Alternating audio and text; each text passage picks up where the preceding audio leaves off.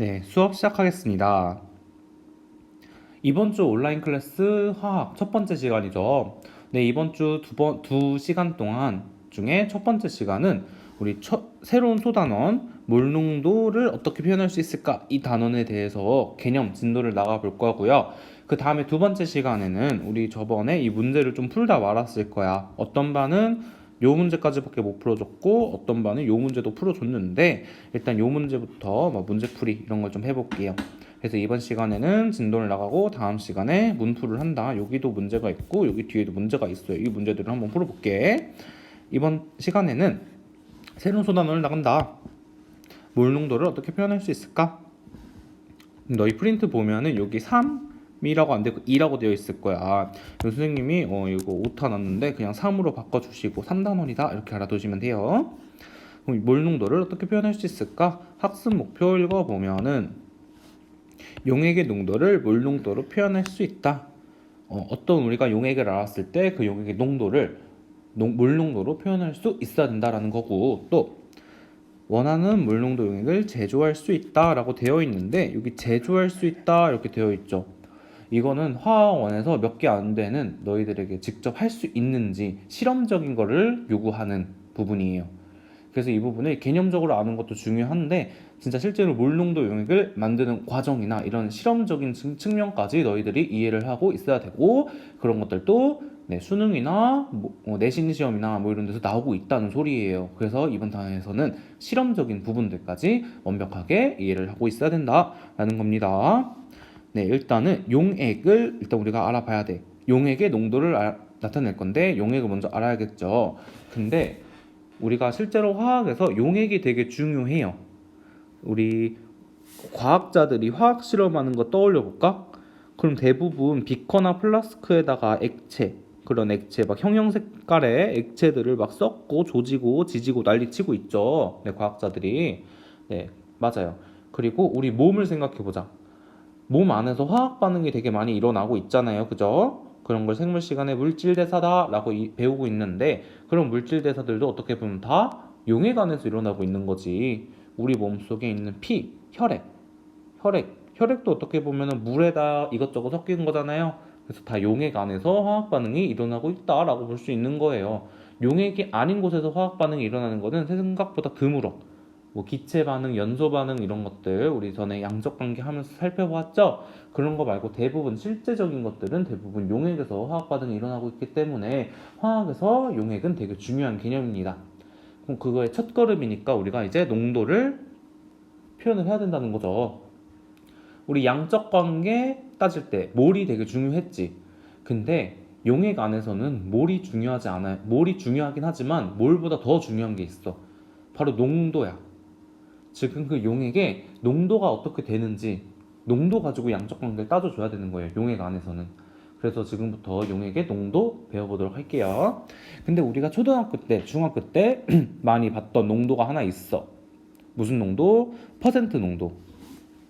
이 퍼센트 농도 기억나죠? 이렇게 쓰는 퍼센트 농도. 퍼센트 농도를 우리 일상생활이나 이런 데서 많이 쓰이고 있는데, 퍼센트 농도는 좀 안 좋은 점들이 몇 개 있어. 화학에서 양적 관계를 따지고 이럴 때는. 그래서 그런데 유리한 농도인 몰 농도를 우리가 지금 배워보는 겁니다. 좋아요. 그리고 사실 이 몰 농도가 전에 교육 과정에서 화학 2에 있는 내용이었어. 그렇다고 막 뭐야 화투에 있던 내용은 되게 어려운 내용 아니야? 이럴 수 있는데 아니에요. 개꿀이에요. 지금 예전 교육 과정에서는 몰 농도가 화학 2에 나왔기 때문에 화학 1에서 용액 안에서의 화학 반응들을 다 농도를 안 쓰고 표현하니까 되게 창의력 기르기처럼 좀 어렵게 시험 문제가 나왔었는데, 지금 이제 교육과정 바뀌고 작년에 첫 번째 수능이 치러졌는데 네, 문제 깔끔합니다. 그냥 공식 가지고 풀 수 있게 깔끔하게 바뀌었어요. 그래서 물농도가 어려운 게 아니라 더 개꿀인 거구나. 더 우리 화학을 더 잘 설명할 수 있고 더 편하게 표현하기 위한 방법이구나. 이렇게 알아두시면 좋을 것 같아요. 네, 그럼 지금부터 배워보도록 하겠습니다. 우선 물농도, 용액의 농도를 배워보기 전에 알아야 될 게 뭐야? 우선 용액이 먼저 알아야겠죠. 그래서 용해와 용액을 먼저 배워보겠습니다. 용해, 얘들아 용해가 뭐야? 맞아요. 용해는 물에다가 소금 같은 거 녹이면 소금이 없어지죠. 네, 근데 여기서 소금이 없어진다라고 말하는 과학적인 오개념이고, 소금 같은 게 물에 녹아서 원래 상태의 그런 성질들을 잃는 거지. 그래서 원래 그 고체 상태, 뭐 하얀색 결정 이렇게 보이던 애들이 물에 녹아서 없어지는 것처럼 보이는, 그래서 NaCl이 Na 플러스랑 Cl 마이너스로 쪼개져서 물 속에 두둥실 떠다니는 그런 상태를 보고 용해라고 합니다. 그래서 여기 선생님이 적어놓은 용해의 정의, 용질이 용매와 고르게 섞이는 현상을 보고 용해라고 합니다. 근데 여기 선생님 밑줄 하나 그어놨지? 고르게. 고르게가 되게 중요해요. 왜 중요하냐면 용해관에서 그 용매랑 용질이 고르게 섞여 있어야 되는 거야. 그래서 예를 들어서 NaCl 수용액 50ml가 있어요. 그러면은 이 위에 10ml를 뜰 수 있고 이 아래쪽에 10ml를 뜰 수 있겠지. 근데 여기서 뜬 이 부분에서 뜬 10ml랑 이 부분에서 뜬 10ml랑 분석을 해봤을 때 아예 똑같이 있어야 된다는 소리예요. 그렇다는 얘기는 뭐야? 고르게 골고루 섞여 있어야 된다는 소리죠. 그래서 수용액이다 라고 하면은 고르게 섞여 있는 그런 용액을 말하는 거예요. 우리 우유 생각해 볼게요. 우유는 대표적인 불균일 혼합물이죠. 아이고. 불균일 혼합물이어서 우유를 위에 뜨나 아래 뜨나 성분이 되게 많이 달라요. 아이고, 물글씨도 못 써. 되게 성질이 달라. 그래서 우유를 윗부분에서 10ml 뜬 거, 아랫부분에서 10ml 뜬 거를 비교해보면 성질이 다르고, 이런 걸 보고 우유를 우유 안에 들어있는 다른 여러 물질들의 수용액이다 라고 말을 못하고 그냥 혼합물이다, 불균일 혼합물이다 라고만 이야기를 하는 거예요. 그래서 수용액이다, 무슨 용액이다 라고 하면은 고르게 섞여 있어야 된다, 용해됐다 라고 하면은 고르게 섞여 있어야 된다 라는 말입니다. 네, 좋아요. 그 다음에 용액을 알아볼게. 용액은 용매 플러스 용질이에요. 근데 아까 선생님이 용해할 때도 용질이랑 용매라는 말 썼는데 용매, 용질 이런 단어 나 몰라, 설명해줘 라고 생각하는 친구들이 있을 텐데 설명해 줄게요. 용매는 녹이는 물질이고 용질은 녹는 물질이야. 예를 들어서 설명해 보면은 소금물 생각해 볼게요. 소금물은 소금 플러스 물이죠. 여기서 어떤 게 녹는 물질이고 어떤 게 녹이는 물질일까? 당연히 소금이 녹는 물질이고 물이 녹이는 물질이죠. 그래서 소금 같은 경우를 용질, 물 같은 경우를 용매라고 이야기를 합니다. 근데 우리 여기서 친구들이 좀 오해하는 것들이 있어. 용매는 그럼 항상 물이어야 되는 걸까? 라는 용매는 항상 물이어야 되나? 근데 아니죠. 물뿐만 아니라 기름에 녹일 수도 있고 뭐 다양한 액체에 녹일 수는 있어요. 근데 우리가 용매라고 하면은 항상 액체이긴 해야 돼. 액체가 아닌 것들은 뭐 물질을 녹일 수가 없겠죠. 상식적으로 생각을 해보면. 그래서 용매는 항상 액체여야 되는 건데, 그럼 용질은 녹는 물질이니까 항상 고체여야 되는 걸까?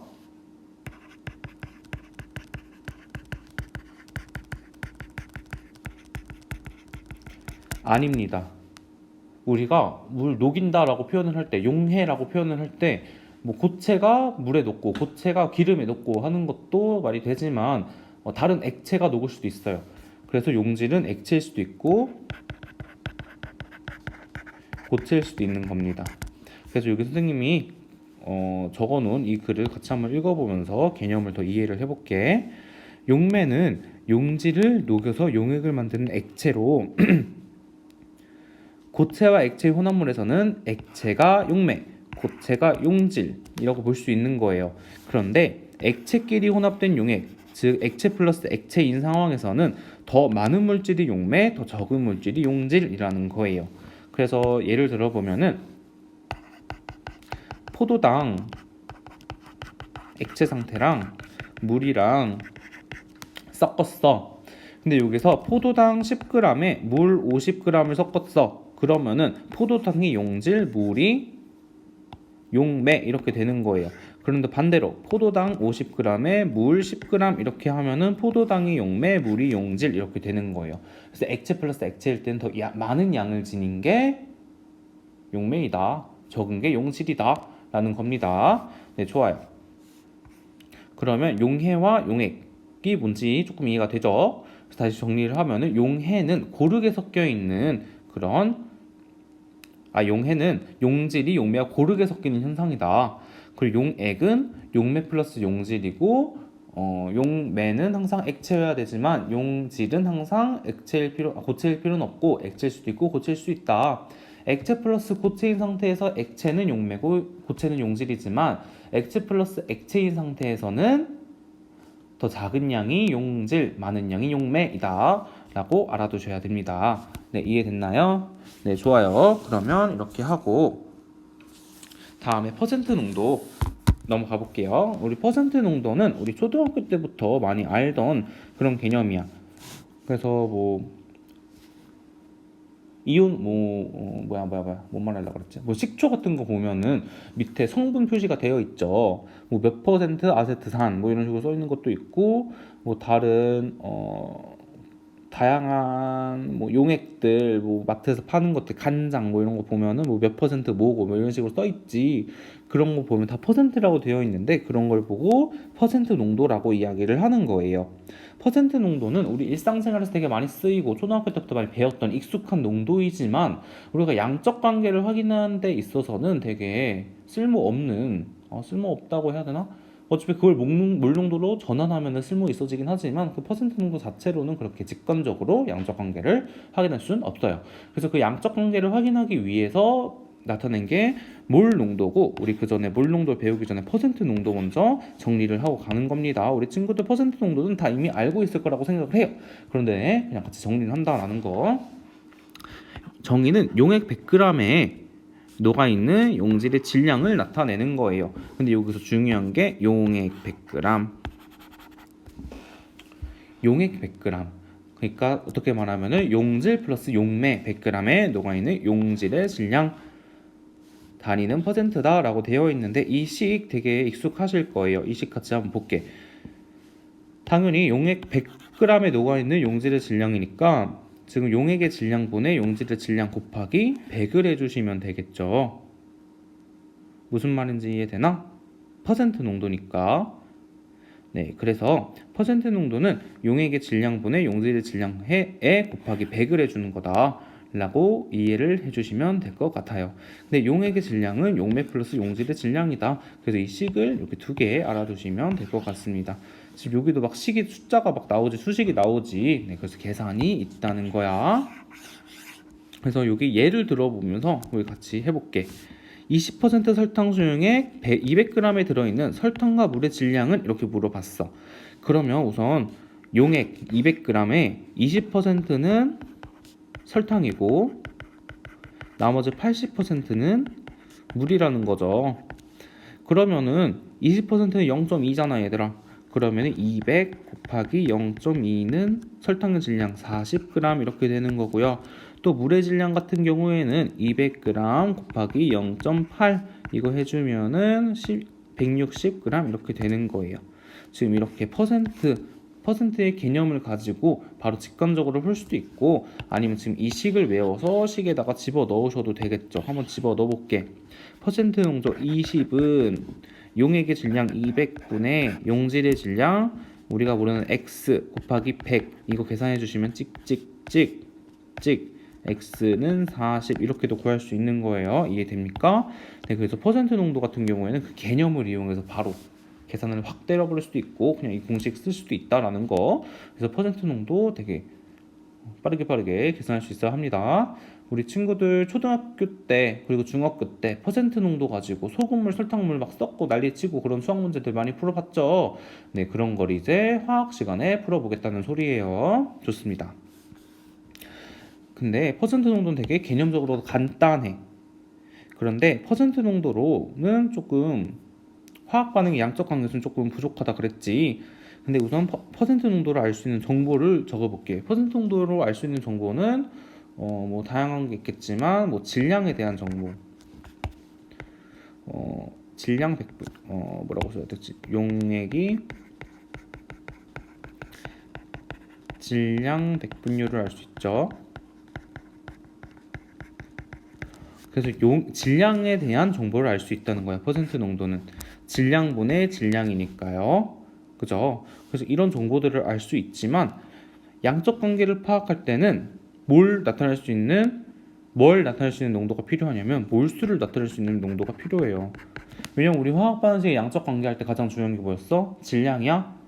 질량은 아니죠. 질량 가지고 쓰다 보면은 다 그 화학식의 화학식량 가지고 나눠줘서 몰수를 변환시켜 준 다음에 해줘야 됐던 거야. 왜냐하면은 뭐 설탕이랑 소금이 그 1몰의 질량이 다르기 때문에 퍼센트 농도로만 따지면은 그 안에 몇 몰의 그 물질이 있는지 이런 식으로 계산하기가 힘들고 양적 관계를 파악하기가 어렵겠죠. 그래서 우리는 양적 관계를 파악하기 위해서 몰수를 나타낼 수 있는 농도가 필요하다는 거야. 그래서 그렇게 나온 게 몰 농도라는 거고, 퍼센트 농도의 장점이 우리 방금 여기 질량의 관계로 나타내는 농도라고 했죠. 질량 관계로 나타내는 농도이기 때문에 질량은 우리가 좋은 게 뭐야? 질량은 항상 변하지 않죠.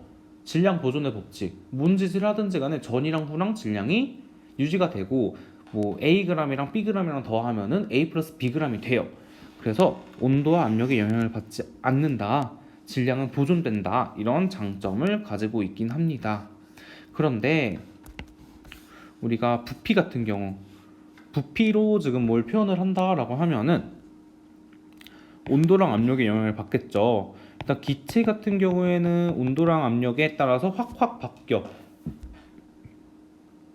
보일러 법칙, 샤르베르 법칙 기억나죠? 그리고 우리 앞에서 아보가드로 법칙 할 때도 기체가 항상 같은 온도, 같은 기압, 그래서 유지되는 조건이 있어야지 아보가드로 법칙 쓸 수 있었지. 근데 액체도 지금 열팽창이라는 걸 해요. 그래서 액체의 부피도 되게 온도랑 이런 거에 민감하답니다. 그래서 좀 뒤에 몰 농도의 단점 보면 나오겠지만 부피가 온도나 이런 거의 변함에 따라 몰 농도는 바뀔 수 있어. 하지만 퍼센트 농도는 바뀌지 않는다라는 게 우리가 알아둬야 될 점입니다. 그리고 우리가 부피 얘기 나온 김에 하나 더 정리해보고 갈게요. 이걸 어디다 정리하는 게 좋을까? 그냥 여기 맨 밑에 정리를 해볼게. 너희들도 이거 프린트에 적어둬야 돼. 일단은 액체 플러스 액체, 지금 이렇게 물질을 섞는 과정에서 예를 들어서 액체 Ag이랑 액체 Bg을 섞지. 그러면은 뭐 액체가 나오겠지. 용액이라고 쓸게요. 용액이 되겠죠. 이 용액의 질량은 당연히 A 플러스 B g이야. 왜냐하면은 질량은 보존되니까 지금 이 친구랑 이 친구랑 섞어도 지금 이 물질들의 질량의 합이 이 용액의 질량이 될 거예요. 근데 부피를 생각해 보면은 지금 액체 A ml랑 액체 B ml를 섞잖아. 그러면은 용액이 A 플러스 B ml가 되지 않는 경우도 있어요. 설명을 해볼게. 이 액체랑 같은 종류야. 그래서 만약에 물 플러스 물이야. 그러면은 물 A ml랑 물 B ml를 섞으면은 A 플러스 B ml가 될 거예요. 같은 종류의 물질을 섞으면은 그 부피가 보존이 돼요. 하지만은 물이랑 기름이랑 이야기를 해볼까? 일단 물이랑 기름은 잘 섞이지도 않으니까 물이랑 포도당 이야기 해볼게요. 지금 물 Aml이랑 포도당 Bml이랑 섞으면은 부피가 A 플러스 Bml가 절대 안 돼. 지금 서로 다른 물질, 서로 다른 종류의 액체 두 개를 섞으면은 절대 부피가 보존되지 않아요. A 플러스 Bml보다 커질 수도 있고 A 플러스 Bml보다 작아질 수도 있습니다. 왜냐하면 그 용액 안에 있는 그 분자 구조들이 막 어떻게 막 포개져 가지고 서로 반발을 해서 부피가 커질 수도 있고 서로 잡아당겨서 부피가 줄어들 수도 있어요. 이런 내용은 너무 어렵지만 우리가 알아둬야 되는 거는 서로 다른 용액 두 개를 섞으면은 부피는 보존되지 않는다는 거 우리가 중요하게 알아둬야 합니다.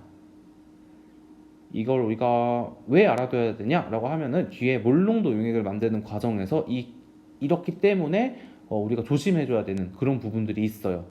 그래서 일단 부피는 보존되지 않는다라는 거 되게 중요합니다. 그래서 몰농도는 다시 몰농도로 돌아와서 몰농도의 아니죠. 지금 다시 몰농도를 배워봐야겠죠. 그래서 우리가 퍼센트 농도를 배우는 이유가 퍼센트 농도가 안 좋은 게 뭐냐? 몰수를 나타낼 수가 없다라는 게 우리가 되게 퍼센트 농도의 한계점이었어. 그래서 이 한계를 극복한 게 몰 농도야.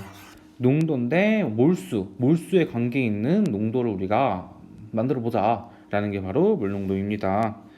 몰 농도의 정의를 보면은 용액 1리터에 녹아있는 용질의 몰수를 나타냅니다. 그래서 단위는 이 대문자 M, 이게 몰 농도란 뜻이고요. 이것 또는 지금 1리터의 몰수니까 지금 몰 퍼 리터 이렇게 쓰기도 해요. 그래서 얘랑 같은 말이고 둘 다 쓰고 근데 보통 많이 쓰는 단위는 요거고 이렇게 정리해 주시면 돼요. 그래서 여기 공식은 이렇게 나와 있습니다. 몰 농도는 용액의 부피분의 용질의 질량, 용질의 양. 근데 우리 친구들 많이 낚이는 게 여기 리터야. 1리터에 들어있는 몰수예요.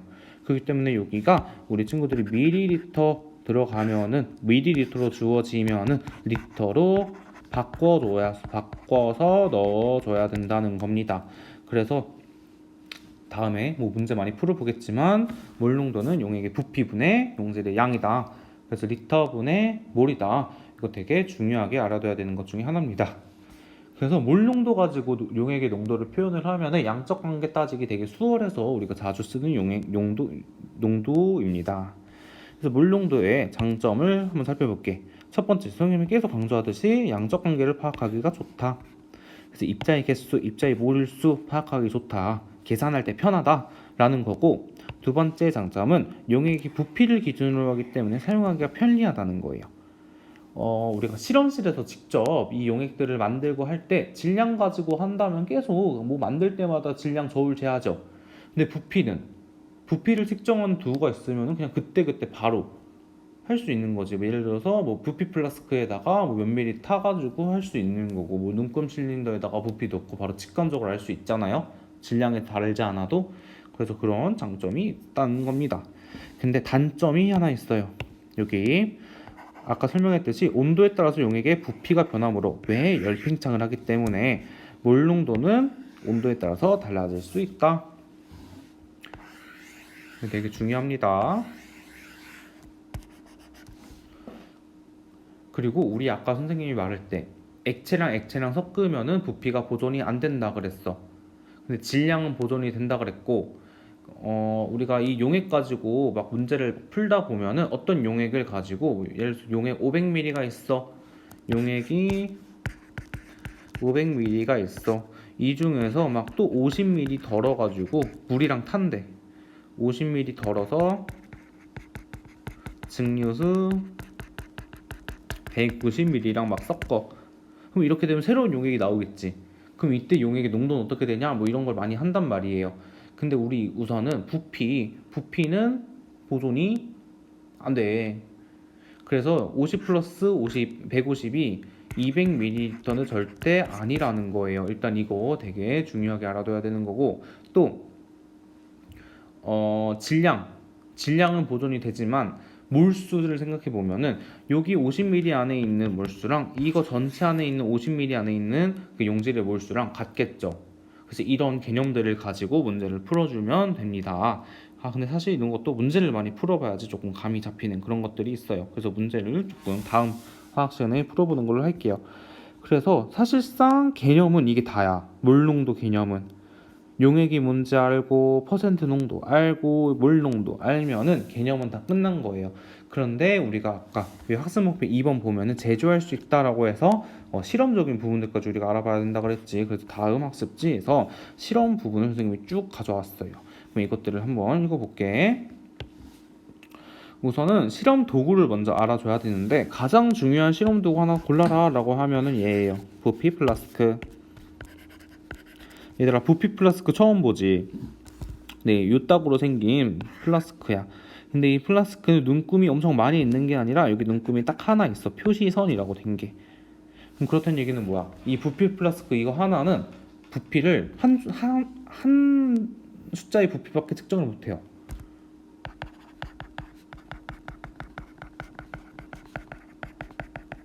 지금 예를 들어서 뭐 100ml 부피 플라스크다 라고 하면은 요 표시선까지 채우면 100ml인 거야. 이 100ml 부피 플라스크를 가지고 50ml 측정할 수 없어요. 무조건 딱 100ml만 측정할 수 있는 거야. 그리고 또 1리터 부피 플라스크다 라고 하면 표시선까지 채우면 딱 1리터만 알 수 있는 거예요.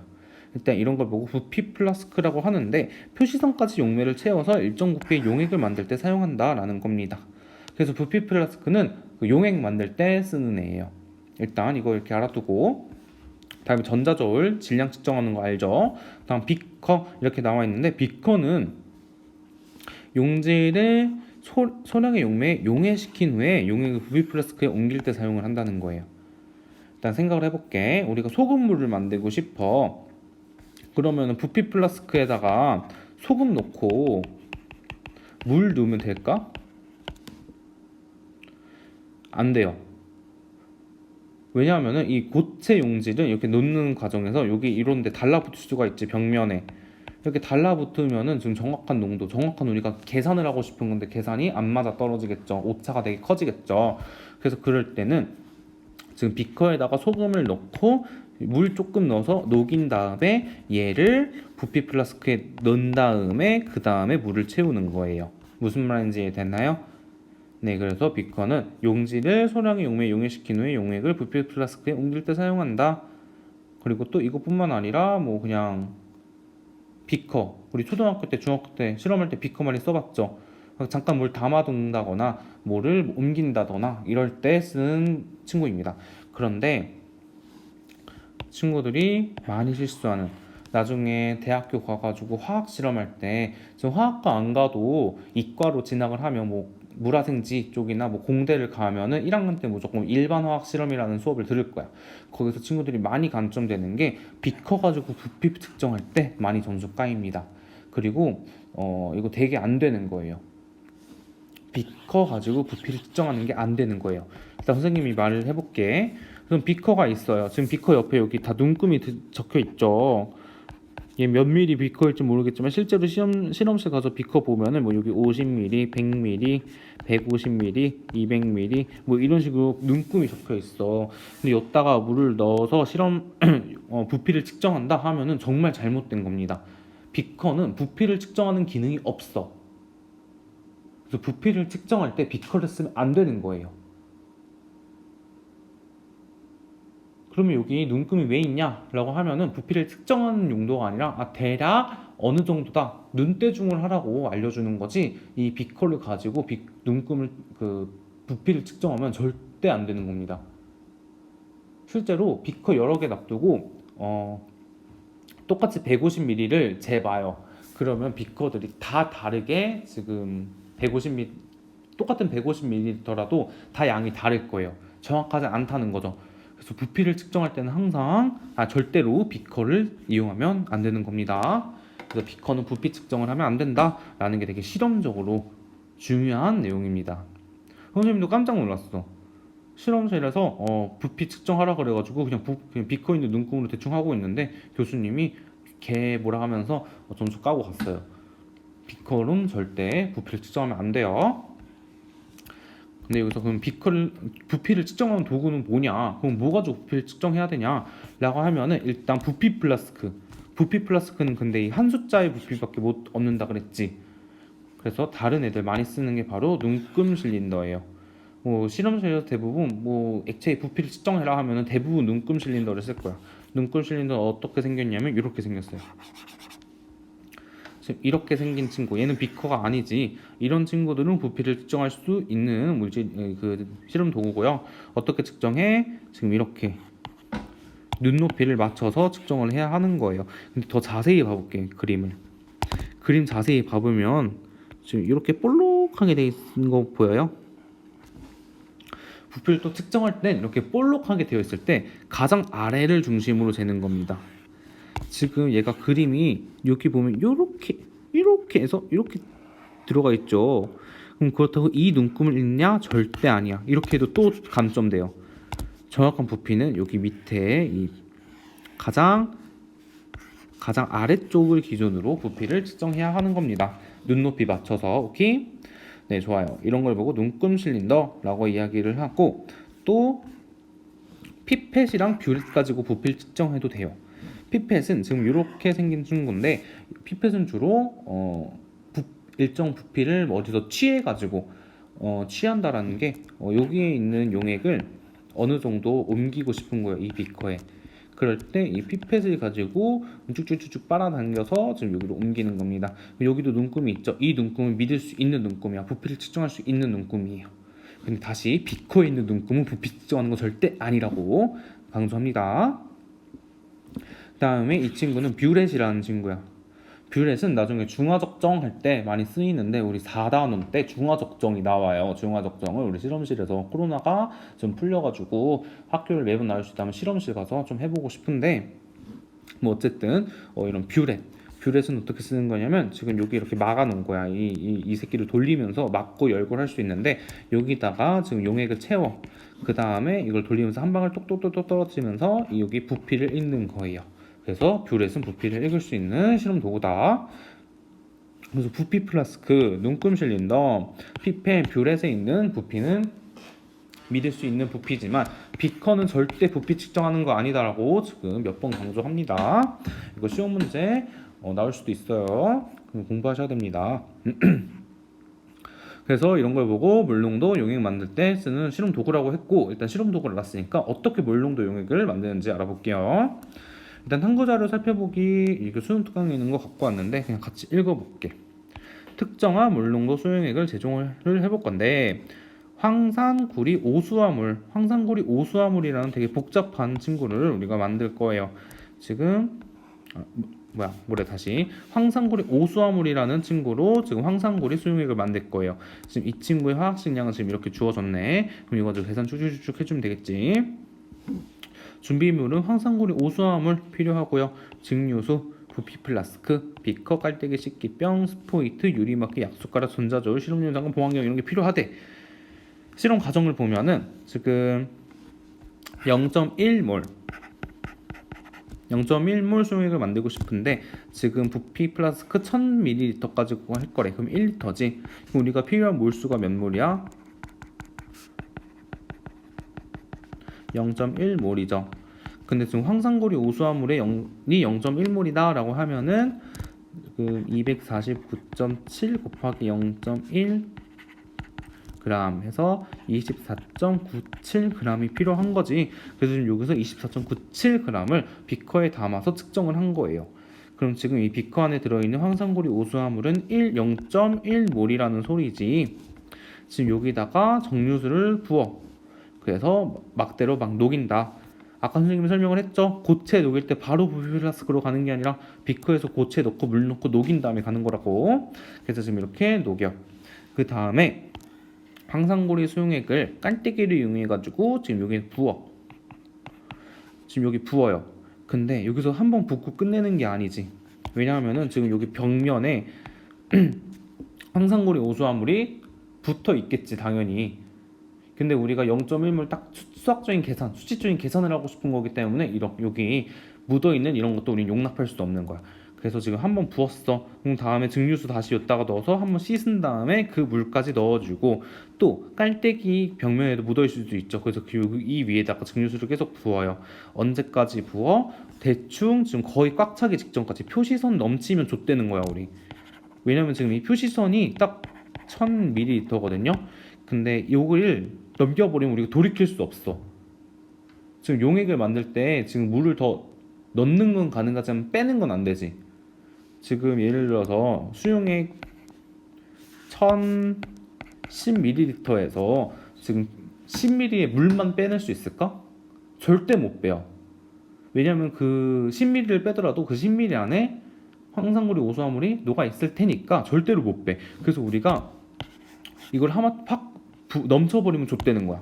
그래서 지금 대충 한 요 정도까지, 지금 여기가 표시선이니까 요 정도까지 물을 콸콸콸 부어 그 다음에는 이 스포이드로 한 방울 한 방울 넣기 시작합니다. 이거 진짜 중요해요. 한 방울 한 방울.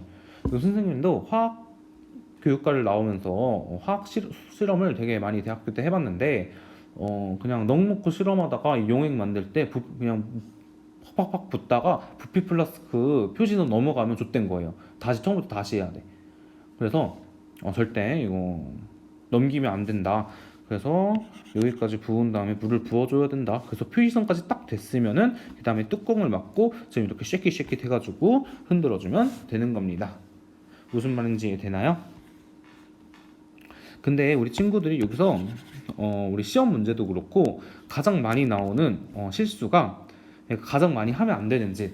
그러니까 뭐 예를 들어서 시험 문제에서 뭐 이렇게 했다 했을 때 얘 잘못됐어요라고 짚을 수 있어야 되는 그런 게 뭐냐면은 지금 우리가 이렇게 용액을 만들 거면은 친구들이 아니 어차피 용액이 1리터가 되는 거야 라며. 그럼 대충 뭐 물 1리터 넣고 이거 넣으면 되는 거 아닌가 라고 생각하는 친구가 있어. 지금 선생님이 지금 솔직히 어떻게 보면 복잡하잖아. 지금 1리터 용액을 만드는데 뭐 이렇게 복잡하게 하고 있나 이렇게 생각하는 친구도 있을 거예요. 그래서 그냥 나는 쌍남자니까 여기 그냥 부피 플라스크에다가 증류수 꽉 채워놓고 황산그리 우수함을 쭉 넣고 쉐킷쉐킷 할 거다 라고 하면 절대 안 됩니다. 왜 안 되냐면 우리가 몰농도에서 이 부피는 용액이 부피야. 용매의 부피가 아니에요. 지금 용액이랑 용매가 뭐랑 뭐를 섞냐에 따라서 지금 1리터에 뭘 섞었을 때 부피가 줄어들 수도 있고 용액의 부피가 줄어들 수도 있고 커질 수도 있는 거야. 왜? 아까 부피는 보존이 안 된다고 그랬잖아요. 이거는 직접 해봐야지 아는 거야. 지금 어떤 물질이랑 하면은 뭐 어느 정도 줄어든다 이런 과학적인 실험값들은 있지만 뭐 이거 100ml에다가 이거 섞을 거야. 그러면 이거 절대로 용액의 부피는 100ml가 되지 않아요. 그래서 중요한 게 이렇게 막 상남자처럼 막 하는 게 아니라 지금 대충 이 안에 들어 있어야 되는 황산고리 오수화물을 0.1몰이 들어 있으면은 그 다음에 물을 채워서 결국에 우리가 최종 완성분인 용액이 1리터가 돼야 된다는 소리예요. 무슨 말인지 이해됐나요? 네, 그래서 지금 좀 귀찮지만 지금 이렇게 실험을 해야 된다는 소리예요. 그래서 가장 잘못된 게 뭐냐면 이 순서, 지금 집어넣는 순서, 물 먼저 다 집어넣고 그 다음에 용액을 뿌리는 게 아니라 그 안에 용질 우리가 계산한 양을 다 집어넣은 다음에 그 다음에 물을 언제까지 딱 2ml까지 이 부피까지 채워 넣는 이런 방식으로 물농도 용액을 만들어야 된다는 겁니다. 네, 그럼 선생님이 설명할 건 다 설명한 것 같아. 일단 뭐 이렇게 실험한다는 거고요. 여기 실험 결과 한번 같이 읽어볼게. 증류수에 녹인 황산고리 오수화물의 양은 지금 황산고리 오수화물이 이거이므로 지금 0.1몰이다 라고 이야기를 했는데 뭐 이렇게 해서 0.1몰이다 라고 알 수 있는 것보다 우리가 만들고 싶은 농도가 0.1몰 농도잖아요. 0.1몰 농도는 지금 1리터 안에 지금 물질이 0.1몰 들어있어야 되는 거니까 0.1몰을 넣었다 이렇게 하는 게 더 좋은 것 같아요. 그래서 지금 밑에 이렇게 나와 있습니다. 그래서 분석 포인트까지 한번 같이 읽어볼게. 용질의 양은 물 농도 곱하기 용액의 부피이다 라고 되어 있는데 이 공식 어떻게 나왔겠어? 몰 농도는 부피분의 몰수다. 지금 여기서 지금 이거 이항한 거예요.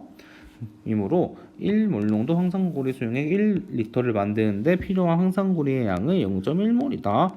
다음 황산고리 오수화물을 모두 녹인 증류수는 더 넣어서 부피가 1리터로 맞춰 주어야지 황산고리 0.1몰이 녹아있는 용액 1리터를 만들 수 있다. 지금 어떻게 보면 가장 중요한 게 이겁니다.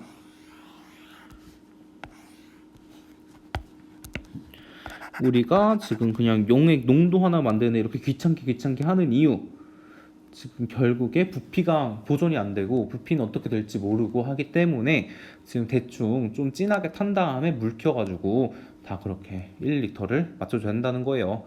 네, 그러면 이렇게 해서 몰농도 용액 제조하는 실험 과정까지 설명을 다 해줬고, 그럼 여기서 뭐 별 내용 없는 것 같죠. 그런데 이 부분이 그 수학 문제 보면은 용액의 농도를 알려준 다음에 뭐 이걸 섞고 뒤지고 볶고 뭐 희석하고 막 더 녹이고 이런 짓을 되게 많이 했잖아요. 수학 문제에서도. 네, 그래서 화학 문제에서도 종종 그런 일을 합니다. 그래서 그런 문제들을 좀 많이 풀어보셔야 돼요. 그럼 그런 문제들을 차근차근 풀어보고 다음 화학 시간에 선생님이랑 같이 문제풀이 해보는 걸로 할게요. 선생님이 여기 뒤에 문제, 네 문제 들고 왔는데 좀 어려울 수도 있고 그렇게 안 어려울 수도 있어. 그래서 우리 친구들 지금 배운 개념 한번 복습해보고 여기 뒤에 있는 문제들까지 다 풀어보시면 됩니다. 그래서 다음 시간에는 여기 있는 요 두 문제 풀어보고 지금 요거 풀어보고 요거 풀고 요거 풀고 요거 풀고 요거 풀고 할 거예요. 근데 이렇게만 풀고 끝나는 게 아니라 지금 여기 우리 도장 찍어주고 있죠. 그 도장 점수 목록 선생님이 정리해봤습니다. 그래서 학습지 19쪽부터 24쪽까지 아까 그 문제들이랑 오늘 배운 수업 내용 필기한 거 여기서 잘 해오면은 도장 한 개 나가고요.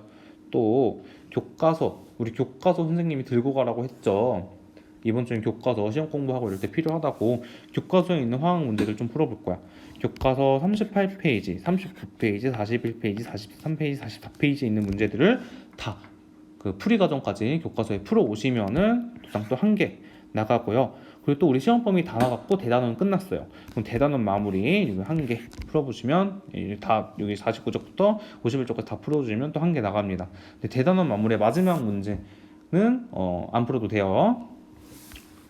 우리 예전에 그 하버부주법 발표했던 거 있지 뭐 그 막 글 써라고 이런 문제인데 요거까지는 뭐 선생님 봐주겠습니다.